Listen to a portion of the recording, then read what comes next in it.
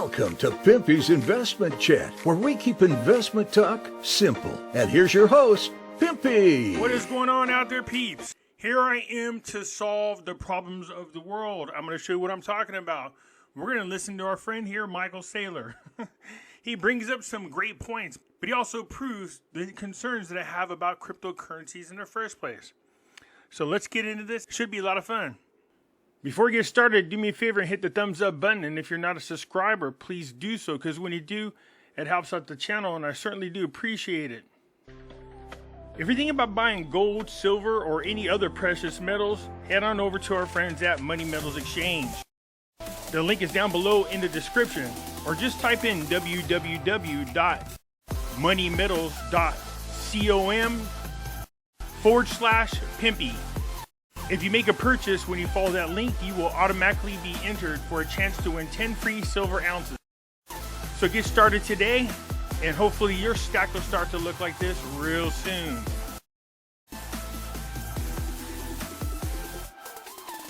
So head on over, tell them Pimpy sent you. You can follow me over on other platforms. I do have my own group over on Facebook called Pimpy's Investment Chat. Over here, we do talk about gold, silver, cryptocurrencies, as well as foreign currency investments. So head on over here and join us. It's free to do so. In here, I do post updates. If I should get on suspension from YouTube or get removed from YouTube and you want to know what happened to me, I'll let you know right here in this group. I can be found on Twitter, MeWe, YouTube, and the cool thing about YouTube, if you come over here and you join and you find my channel, I got videos going back, I believe, a couple years. So if you want to see some older videos that I have on Jacera, gold, silver, cryptos, come on over here and join. Look me up and check out my videos. You can also find me on Odyssey. Catch me on Rumble. When I say that the links for all these are down below in the description, some of you don't know what I'm talking about. It's real simple. Just go down to the bottom right here of any of my videos. See this? This is the description. Hit show more. And there are all the links to all the platforms I just spoke about. So if you do want to head on over to Money Metals, just click it. And there you are. So come on over. Join us. I look forward to having you. Oh, yeah, I seen this coming around. Somebody sent this to me. This comes from Nancy Carlson.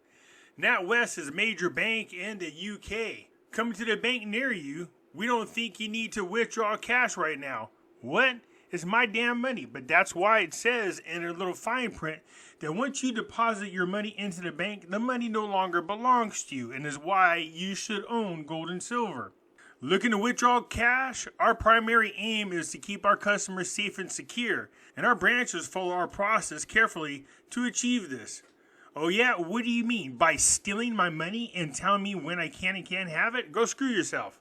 This will include asking you questions about the purpose of your cash withdrawal. Yeah, it's Nuno. Nuno damn business. Give me my money.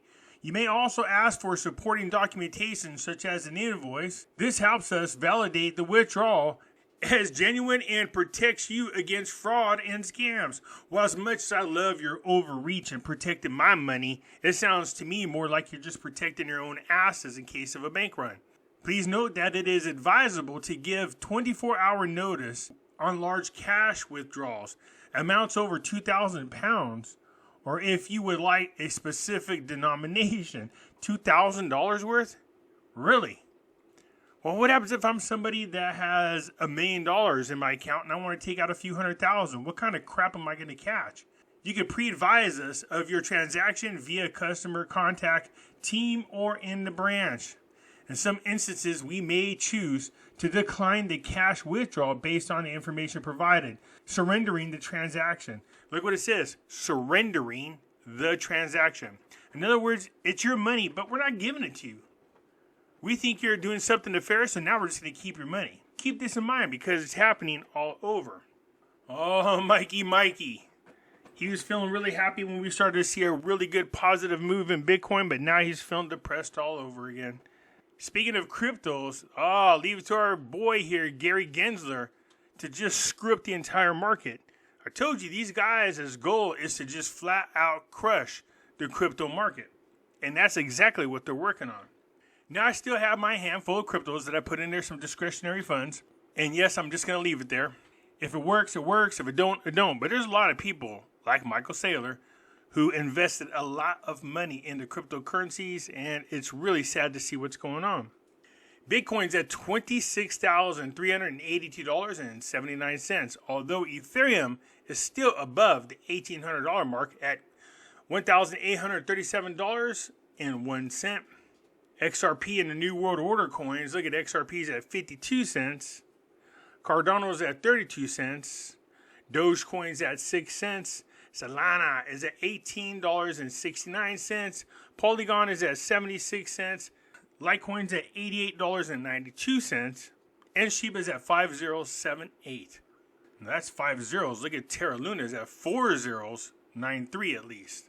4 zeros, 93, just hovering around right around that level. It's been that way for a while. Satama is at 3 zeros, 87.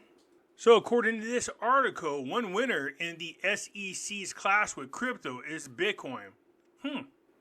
Very suspicious, but let's roll with this. The SEC is suing Coinbase and Binance because it believes many cryptocurrencies traded on those exchanges are securities that should be registered with the U.S. regulator. There is one big exception, Bitcoin. The SEC has been extremely clear. Bitcoin is not a security. We're very, very confident that never changes. Why is that? Why is Bitcoin different than the rest? What did they do to register that the other people didn't? That belief is encouraging to investors to stick with the world's largest cryptocurrency despite the industry's turmoil triggered by the new SEC lawsuits against the biggest cryptocurrency exchanges in the world and the US. So remember when I told you that the government is not going to allow cryptocurrencies to compete with their central bank digital currency. Although we got to listen to Michael Saylor brings up a great point that I think you're going to be interested in.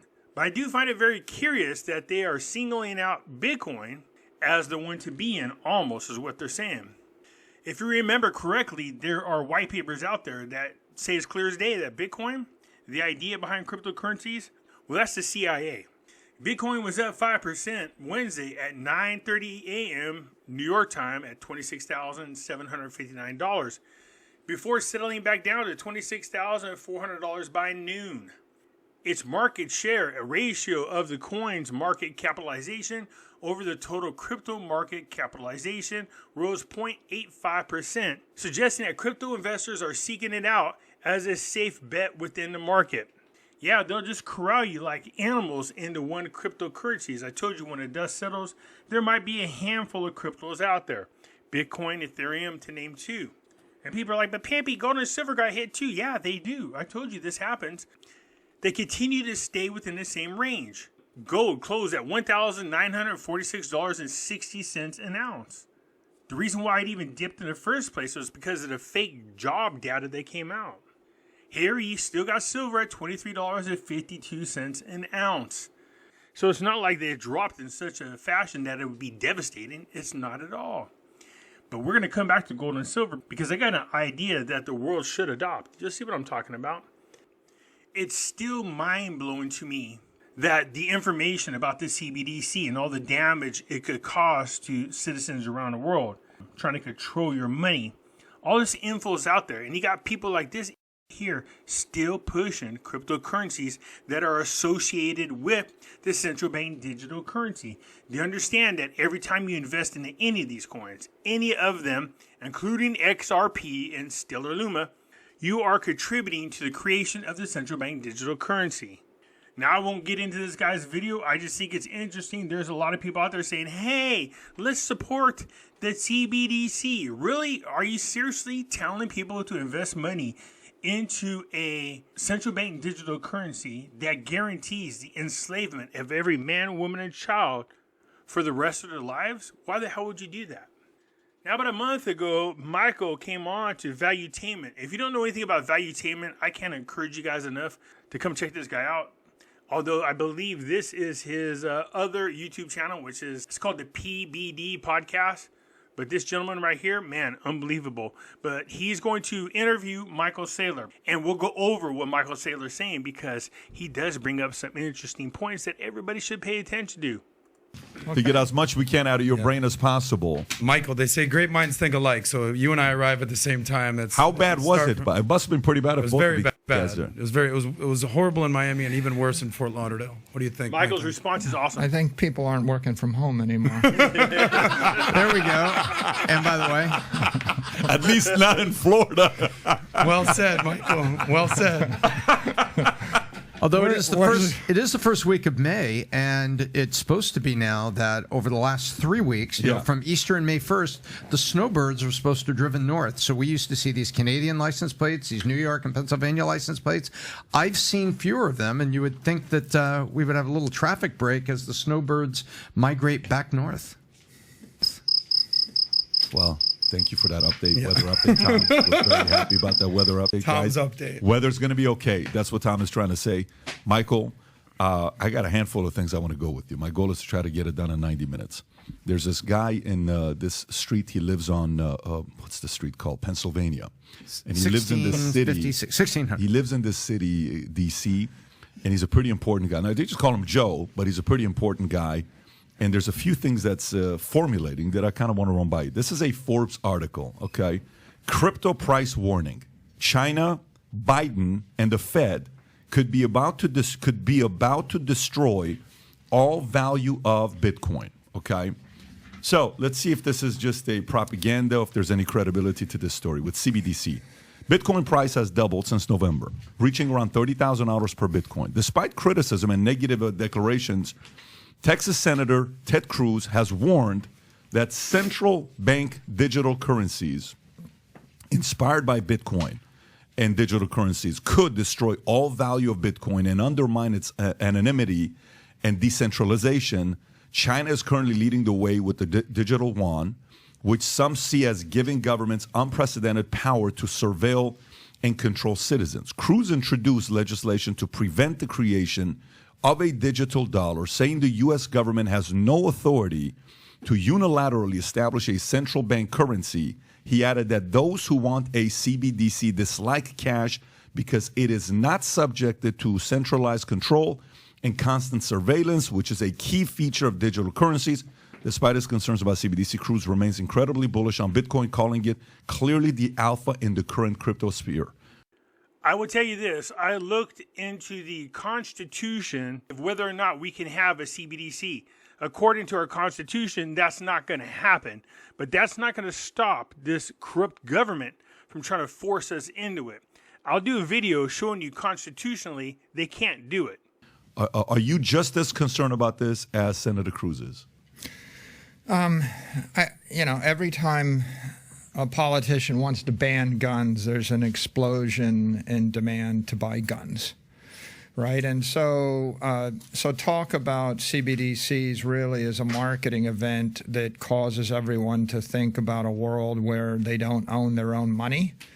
And that makes them think, well, what kind of money could I acquire that I would own? And the most censorship-resistant monetary network in the world is Bitcoin.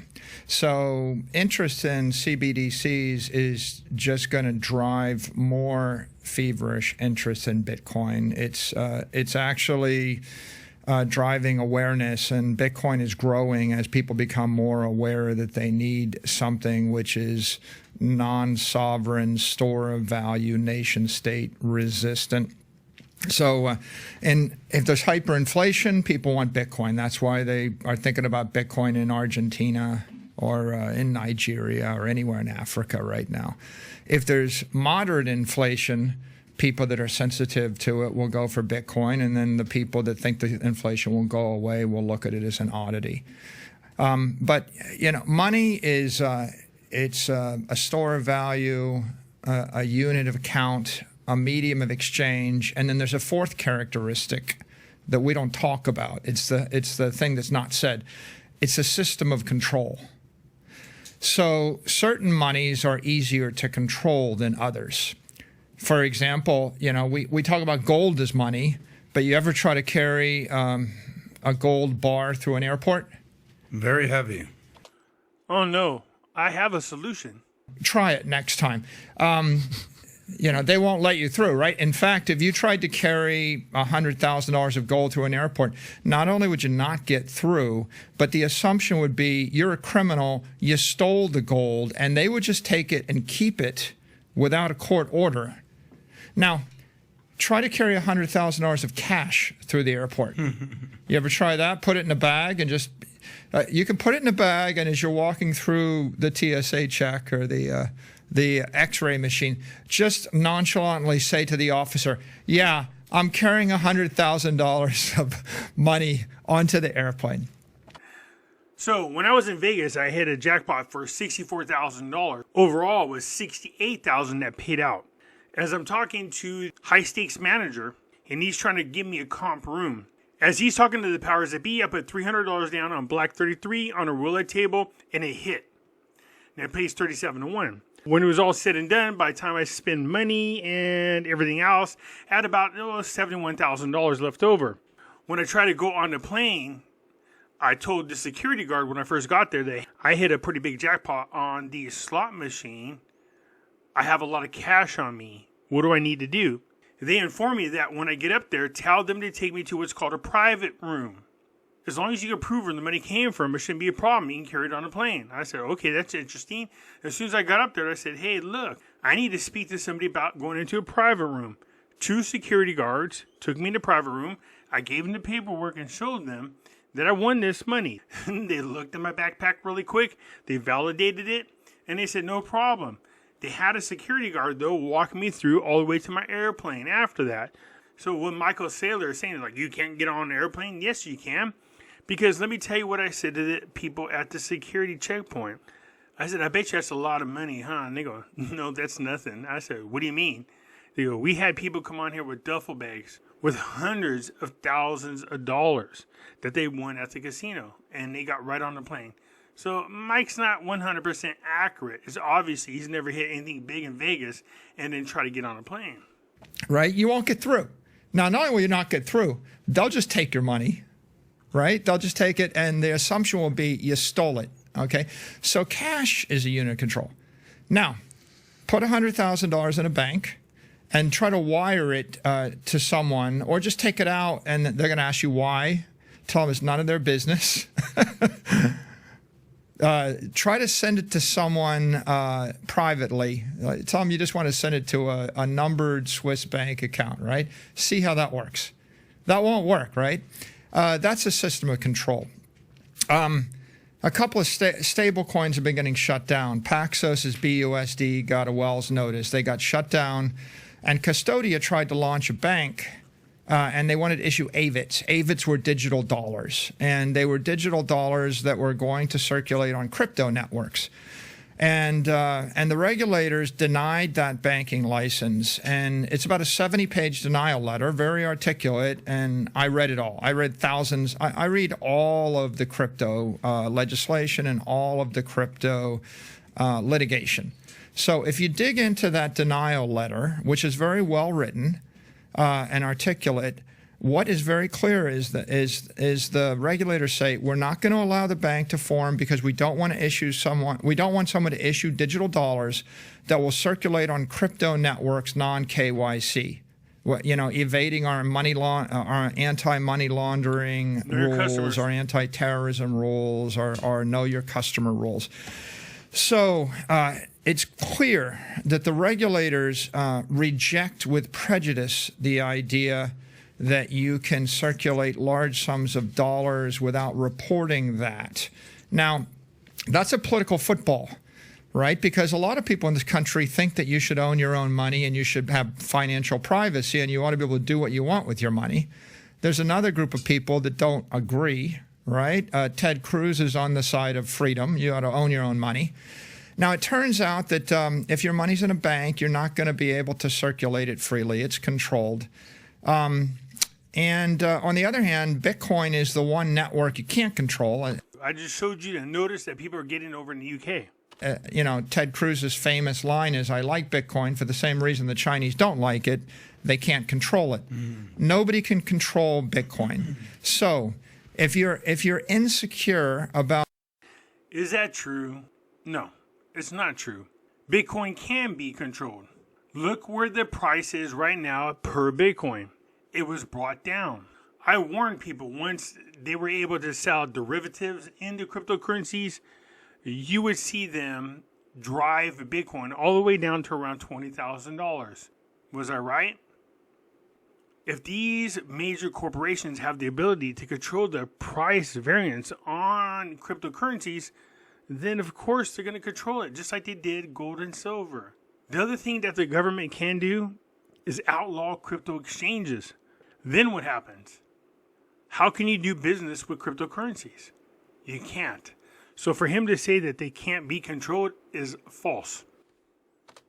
Being able to own your own money. Do you own it? And can you actually use it without asking somebody's permission?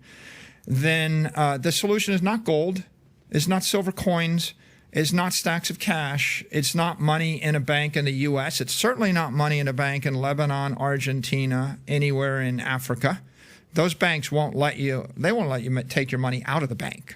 Go look at Nigeria, $42 a day. That's how much you can take out of the bank. They're keeping your money. So the one network that you have that gives you a decent chance of owning your own money and then being able to spend it the way you want is Bitcoin. So I'm not worried about Bitcoin. I do think that there'll be a massive political fight over CBDCs. There's a technical challenge. Our government doesn't know how to issue a CBDC. We don't know how to issue digital currency. The people that are issuing digital dollars are the cryptocurrency people. And who is helping our government? XLM, XRP, IOTA. There's a handful of cryptocurrencies that they call ISO 222 compliant that are helping our government create a central bank digital currency. All right. You know, Paxos knows how to issue a digital dollar, right? And the regulators sent him a Wells notice saying, shut it down. So the private market knows how to. Did you hear what he said? The regulators sent Paxos a notice that said, shut it down. So for him to say that Bitcoin can't be controlled is false. So allow me to come up with the resolution. This is a $10,000 gold certificate. Back in olden days, you were able to exchange this particular denomination of U.S. currency for the equivalent of gold. So here's how we beat cryptos. Here's how we beat the central bank digital currency. Here's how we beat the fiat currency. Here's how we beat them all. So whether there is a gold bank in each of our states here in America or a gold bank that allows other banks to issue the gold certificate, here's how this works. You see, this particular gold certificate is $10,000. Let's say I have $100,000, whether it's in gold or silver, and I go to my bank and I say to them, here is, based on today's market, $100,000 in gold or silver or a combination of both. Then they issue me these dollars. They say this individual has deposited $100,000 in both gold and silver. Whether I want to have it in gold certificates or silver certificates or a combination of both. And we can issue you 10 $10,000 gold certificates. So I take my 10 gold certificates with me into the airport. I can carry them literally in my wallet. Once I get to where I'm going, I then take my $10,000 certificates to a local bank there and exchange it for actual physical gold or silver or a combination of both. That's how it should be. Every place should have a bank where I can come in with my gold or silver certificate and exchange it for one or the other or a combination of both. From there, I will have my physical gold. I will have my physical silver. And I will have it with me wherever I go. Whether it is in a dollar form, like we see here. And mind you, that the only people who get these are people who are depositing gold and silver in exchange for a certificate like the one we see here on the screen. That gives these certificates value. So whether I do business with these gold and silver certificates or whether I exchange it at the bank and pick up physical gold and silver, I have the ability to do either or. This is how it should work. I should be able to take my gold or silver, go in and exchange it for banknotes that represent only gold and silver. When I take these banknotes to a specific gold and silver bank, then I can exchange it for the physical gold and silver that I have the note for Or I can just give the individual the bank notes to keep themselves as an exchange of currency. That's how this works. Because as we are aware, the government can screw up your cryptocurrencies. To issue digital dollars. The government doesn't. The EU doesn't. The feds don't. And so even if they wanted to, they can't technically right now without somebody else's help. But as long as Congress is split, right, it seems to me quite clear there's a large faction, by the way, on the Democratic and the Republican side. I mean, Robert F. Kennedy, I don't think, is in favor of a CBDC, nor is Ron DeSantis in favor of a CBDC. So there are a lot of free-thinking politicians in both parties that are adamantly against having a system of control where the government can decide how it used to be $10,000 was the cutoff of the report, right? It used to be you had to report when you wired $10,000, and that was back when $10,000 was worth something, right? It used to be, I think it dates back, 50 years or something? So it used to be $10,000 was a lot of money, and then they kept the $10,000 limit, and inflation creeped up, and pretty soon $10,000 is not nearly so much money. And what we're seeing is an encroachment of that, where now people are starting to lobby for the government to get a report on everything spent more than $600, and they lower the number. But who is supportive of that? I mean, right now, if you look at Federal Reserve, here's a tweet from Ron DeSantis you were talking about. April 7, the Federal Reserve has made no decision on issuing a central bank digital currency and would not do so without clear support from Congress and executive branch, ideally in a form of a specific authorizing law. A CBDC would not replace cash or other payment options. And then DeSantis at the top says it is not merely ideal that major changes in policy receive specific authorization from Congress. It is constitutionally required. Unaccountable institutions cannot impose a CBDC on Americans. They will tell CBDC won't be abused, but we are wise enough to know better. This wolf comes as a wolf. So what the argument's going to be when it comes to Constitution, well, our forefathers didn't realize that technology would change, blah, blah, blah, blah, blah. But that's not the point. The fact that in the Constitution, it says that we must have a physical exchange of value, and that protects us from the CBDC.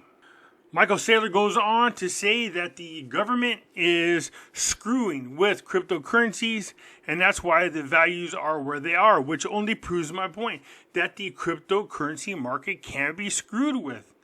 When it comes to gold and silver, I say every country has a currency that represents the value of gold and silver. If I have $100,000 worth of gold and I take it to your bank and exchange it for the bank notes, then I want those bank notes to represent $100,000. Gold certificates. I get to my place of destination.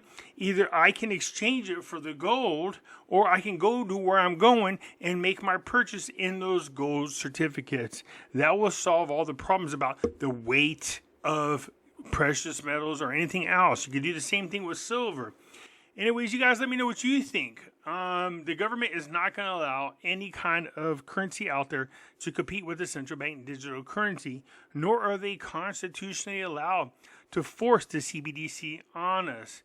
I say that we create a specific type of currency that represents the value of gold and silver that we can keep with us so that we don't have to carry physical gold and silver around. What direction would you go into? Anyways, that's it for now. I look forward to hearing from you. I'm out.